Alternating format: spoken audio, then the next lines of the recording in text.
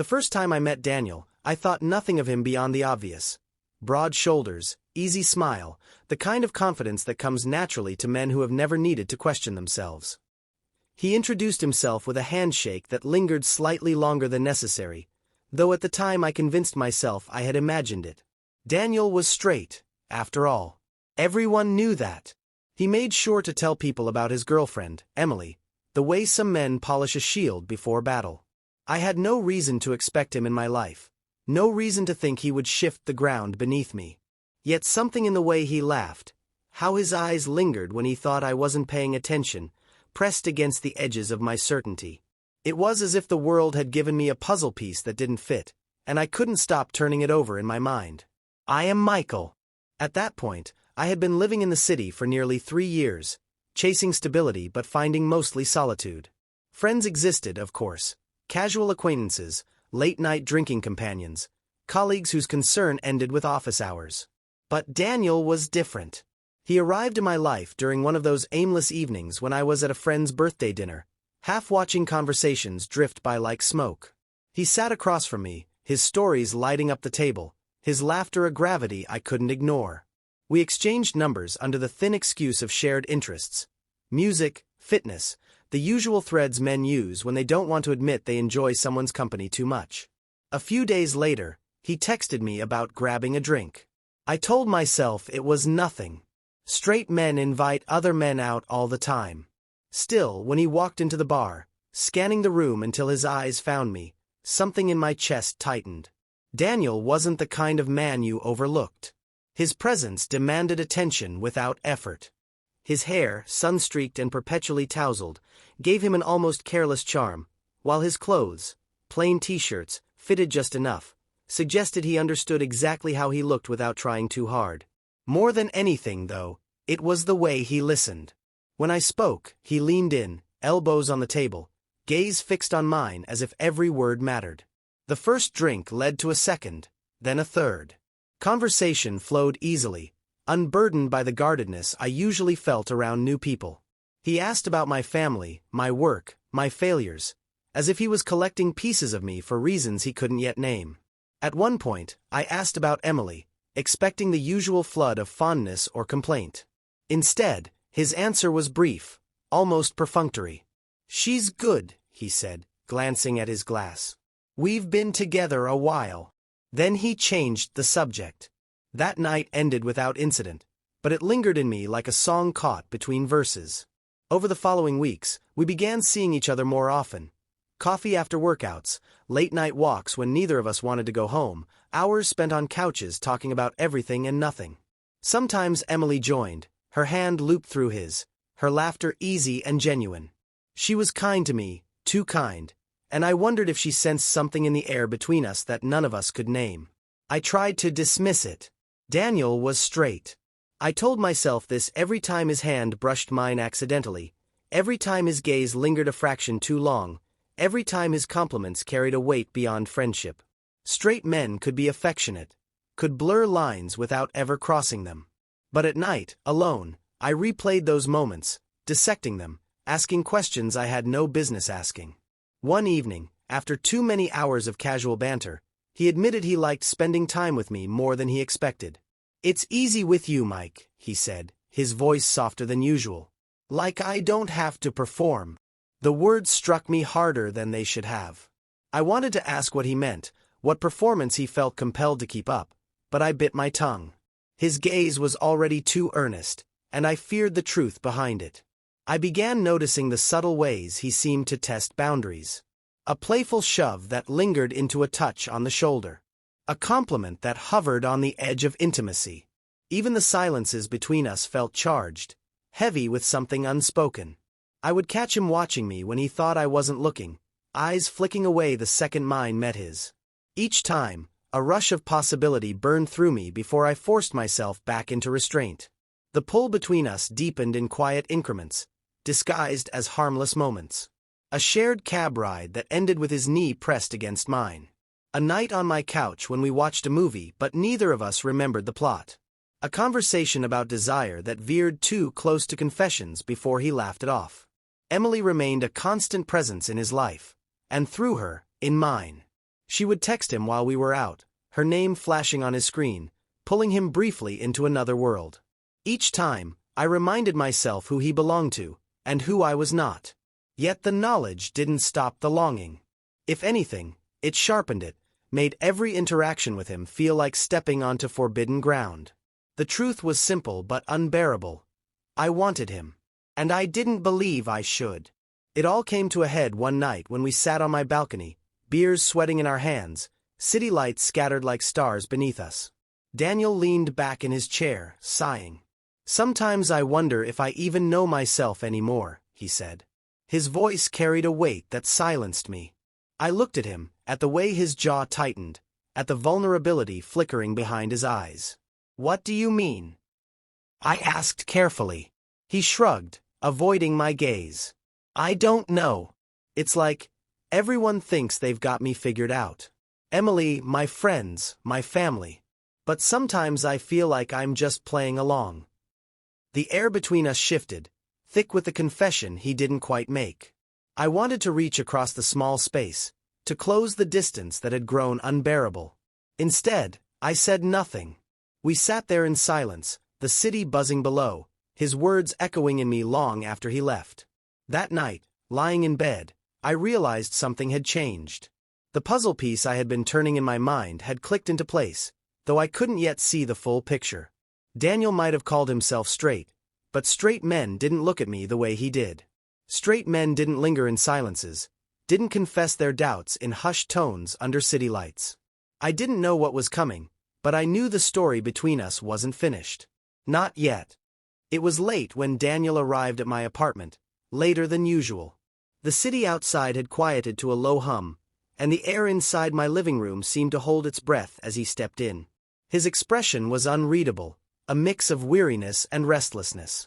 He carried no excuse this time, no mention of Emily or work. He simply dropped onto the couch, stretched out like he belonged there, and reached for the beer I offered him. We had fallen into a rhythm by then. Casual nights that blurred into intimate ones without either of us admitting how close we were skirting to a line neither of us should cross. But this night was different. There was a charge in the air, a weight to every glance. Daniel's eyes flicked to mine more often than usual, and each time I caught them, he didn't look away. "Rough day?" I asked, breaking the silence that had settled between us. "You could say that," he muttered, then shook his head. "Honestly, I don't even know why I came here. I just didn't want to be anywhere else." The words lodged themselves in my chest. He could have gone home to Emily, but he came here instead, to me. I tried to steady myself, to push away the dangerous interpretation of his choice. "Well, I'm glad you did," I said quietly. We let the conversation meander, touching on trivial things, circling back to heavier ones. Daniel spoke more freely than usual, his guard slipping with each sip of beer. He told me about feeling trapped, about how everyone expected him to have life figured out when he wasn't sure he even knew what he wanted. His voice cracked once, just enough for me to realize how carefully he usually held himself together. When the drinks ran out, he didn't leave. Instead, he followed me into the kitchen, leaning against the counter as I rummaged through cabinets. The space between us felt narrow, intentional. When I turned, he was closer than I expected, his arm brushing mine. Neither of us moved away. "Michael," he said, his voice low, uncertain. "Can I ask you something?" "Of course." He hesitated, eyes searching mine as if he were bracing for rejection. "Do you ever feel like, maybe you're not who people think you are?" The question hung there, trembling between us. My heart raced, though I kept my voice steady. "All the time." He swallowed, gaze darting to my lips before quickly returning to my eyes. "I've never told anyone that. Not even Emily." I didn't know what to say. Words felt inadequate, fragile. So instead, I stepped closer, closing the gap until I could feel the warmth of his body. His breath caught, and for a moment I thought he would step back, laugh it off, pretend it was nothing. But he didn't. He leaned in, just slightly, enough to blur the distance. The world seemed to tilt, the silence roaring in my ears. Then, as if pushed by something greater than both of us, he pressed his lips against mine. The kiss was tentative, uncertain, but real. His hand trembled against my arm, gripping as though he needed an anchor. I kissed him back, slowly, giving him space to pull away if he chose. He didn't. Instead, he deepened it, a quiet desperation spilling into every movement. When we finally broke apart, his eyes were wide, almost frightened. "I don't know what I'm doing," he whispered. "You don't have to," I said softly. "You just have to be honest with yourself." He shook his head, pacing a few steps before stopping. "This isn't me. I'm not." He cut himself off, running a hand through his hair. "I'm straight. I've always been straight." I wanted to believe him, to let him hold onto the identity he was clinging to. But the taste of his lips still lingered, undeniable evidence against his claim. "Daniel, whatever you are, it doesn't change what just happened." His breathing was uneven, his chest rising and falling too quickly. For a moment, I thought he might walk out, vanish into the night and never return. Instead, he turned back to me, eyes burning with a mixture of fear and longing. "I can't stop thinking about you," he admitted. "Even when I'm with her. Especially when I'm with her." The confession cut through me, sharp and intoxicating. It was dangerous, cruel even, but it was the truth I had been waiting to hear. My pulse thundered as he closed the distance between us again, this time with no hesitation. His lips found mine with urgency, his hands gripping my shoulders as if he were drowning and I was the only thing keeping him afloat. The room dissolved around us. Every touch, every breath carried the weight of secrecy and betrayal, yet neither of us pulled away. We were no longer pretending. The boundary we had danced around for weeks was gone, shattered in the space of a kiss. At some point, we ended up on the couch again, our bodies pressed together in a tangle of need and confusion. He touched me like a man both terrified and exhilarated, his movements clumsy but earnest. I guided him gently, careful not to push too far, letting him discover what he was ready to admit only in the dark. When it was over, silence stretched between us.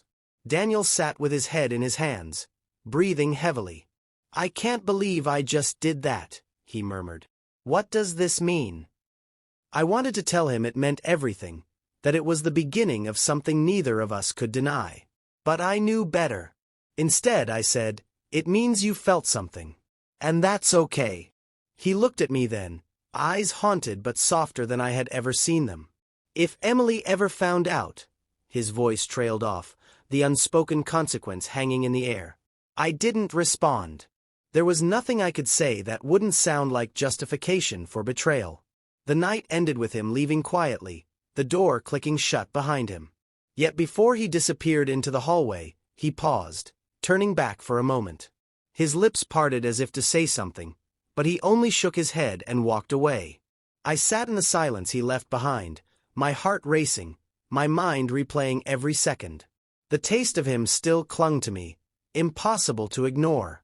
I knew we had crossed a line that couldn't be undone, and though fear gnawed at me, so did an undeniable truth. This wasn't the end. It was only the beginning.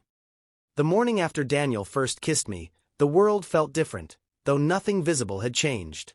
My apartment was the same, cluttered books on the coffee table, dishes stacked in the sink, but the air seemed heavier, charged with the memory of his touch. I kept replaying the night, the way his lips trembled against mine, the way his voice cracked when he said he didn't know who he was anymore.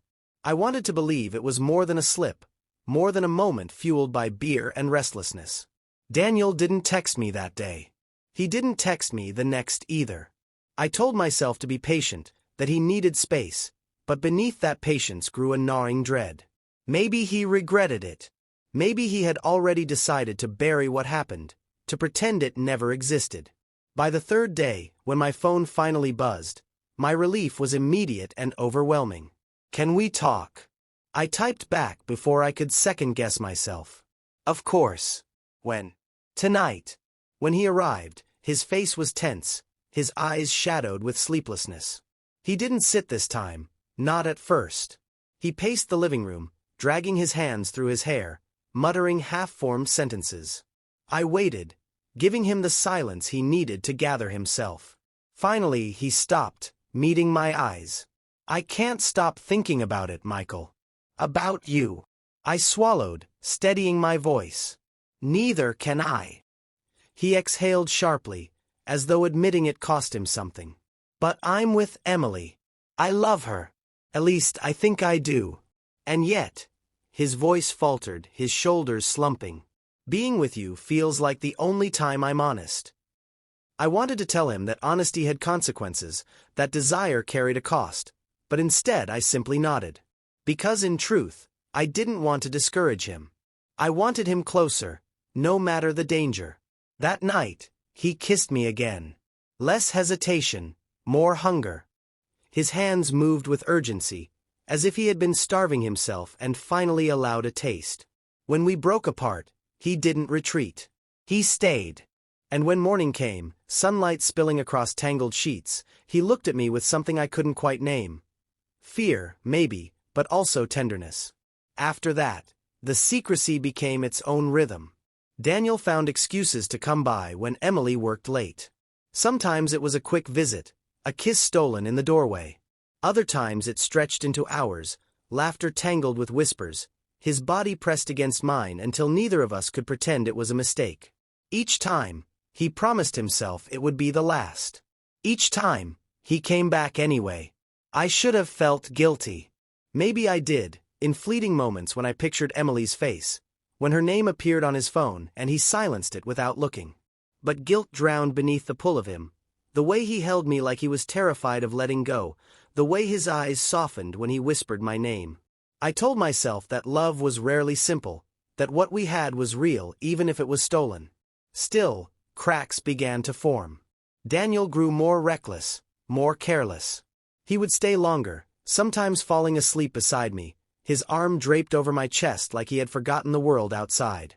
Once, his phone buzzed endlessly on the coffee table, Emily's name flashing again and again.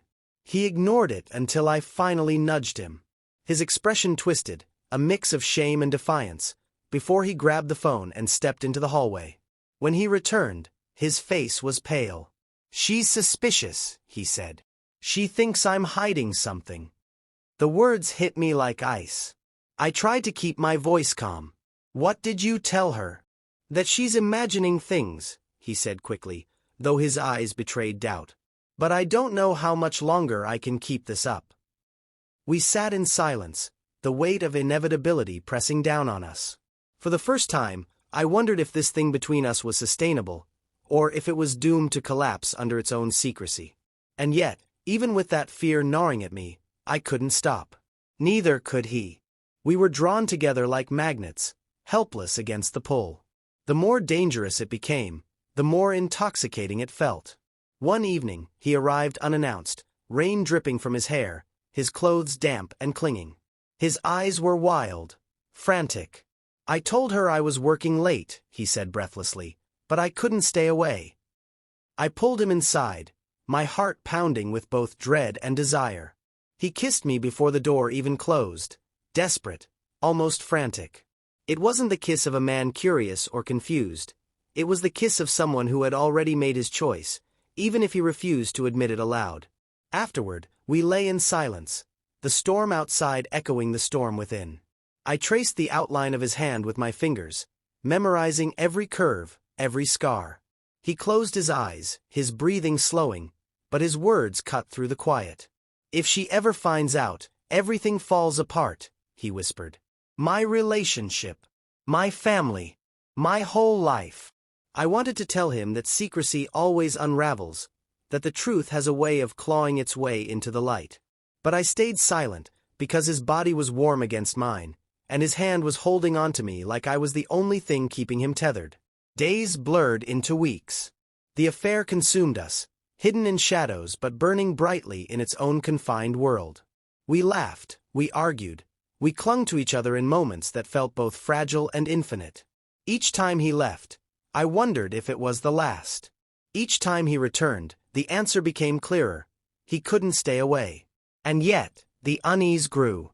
Emily's calls became more frequent during our time together. Daniel's nerves more frayed. Once, as he slipped out of my apartment, he glanced back at me with eyes clouded by something I hadn't seen before. Panic. That look lingered with me long after he was gone. It told me what neither of us dared to speak aloud. This wouldn't stay hidden forever. The unraveling began quietly, almost imperceptibly, as if the universe were preparing us for the storm it had long promised. Daniel became jumpier, his laughter thinner, his silences heavier. I noticed the way his phone never left his hand, how he lingered too long before answering Emily's calls, his voice shifting into a register I no longer recognized when he spoke to her. It was the sound of a man trying to hold two worlds together with fraying hands. One night, he came to my apartment looking like he hadn't slept in days. His hair was unkempt, his shirt wrinkled, and his eyes carried a shadow that spoke louder than words. He collapsed onto the couch without even taking off his jacket. "She knows," he said flatly. My stomach tightened. "Knows what?" He rubbed his temples, his voice breaking. "Not everything, but enough. She found messages I forgot to delete. She asked me if there's someone else. I didn't admit it, but she doesn't believe me. She's watching me now, every move, every excuse." I sat beside him, unsure whether to comfort him or shake him. Part of me felt exposed, vulnerable in ways I hadn't prepared for. The walls we had built around our secret were cracking. "What are you going to do?" I asked. He laughed bitterly. "I don't know. I can't lose her, Michael. She's been with me through everything. My family loves her. She's supposed to be my future." He turned to me then, eyes blazing with conflict. "But I can't let you go either." The words should have felt like a confession of love, but instead they rang like chains. I was no longer just a man he wanted. I was a tether pulling him in a direction he feared to follow. The days that followed were suffocating. Daniel's visits grew less frequent, but when he came, he clung to me with desperate intensity, as if each touch might be the last. His hands shook when he kissed me, his voice cracked when he whispered my name. Every encounter felt like both a gift and a goodbye. Then came the night it all collapsed. We were in my apartment, the curtains drawn, the world outside muted. Daniel had just pulled me into his arms when his phone buzzed again and again, vibrating against the coffee table like a warning. He ignored it at first, but when the ringing followed, insistent and shrill, he cursed under his breath and answered. "Where are you?" Emily's voice was sharp enough for me to hear from across the room. Daniel hesitated. "Out. With Mike. Just having a drink." Her silence on the other end was deafening. When she finally spoke, her words cut like glass. "I'm outside." Daniel's face went white. He bolted upright, panic flashing in his eyes. "She followed me," he whispered, as though speaking it aloud might undo it. The knock on my door came seconds later, hard and unrelenting. My heart pounded so loudly I could barely think. Daniel stood frozen, his chest heaving, his world crumbling right there in my living room. I opened the door because leaving her outside felt worse. Emily stood there, rain clinging to her hair, her eyes swollen from tears but sharp with fury. She looked at me first, then at Daniel behind me, and in that instant, she knew. She didn't need proof. The silence between us was enough. "How long?" she asked, her voice low, trembling. Daniel stepped forward, words tumbling out. "Emily, please, it's not what you think." "Don't you dare," she snapped, her eyes blazing. "Don't you dare lie to me again." I wanted to disappear, to melt into the walls and leave them to their reckoning. But I was part of this, and my presence alone was confession. I stayed silent, every nerve in my body screaming. Emily's eyes filled with fresh tears as she turned to Daniel. "I gave you everything, and you threw it away for this." Her voice cracked, but her anger carried her through. "You said you were straight. You said I was your only one." Daniel tried to reach for her, but she stepped back, shaking her head. "Don't. Just don't." She left without another word, the door slamming behind her like a verdict. The sound echoed through the apartment long after she was gone. Daniel sank onto the couch, his hands covering his face. His shoulders shook, though whether from anger or grief, I couldn't tell. I sat across from him, feeling both guilty and hollow. This was the consequence we had both ignored, the shadow that had stalked us from the beginning. After what felt like hours, He looked up at me. His eyes were red, his voice hoarse. It's over. Everything I built with her, gone. I wanted to tell him that now he could finally be free, that maybe what we had could become something more than secrecy and stolen nights. But the words died on my tongue, because the truth was written across his face. He didn't see freedom. He saw ruin. In the days that followed, Daniel disappeared. Calls went unanswered, texts remained unread. The silence stretched longer with each passing hour, until I understood what it meant. He was gone, not just from Emily, but from me too. I told myself it was inevitable. We had built something fragile on a foundation of lies, and lies always collapse. But knowing that didn't stop the ache. I replayed every moment, every word, every kiss, searching for signs that it had been more than lust, more than confusion.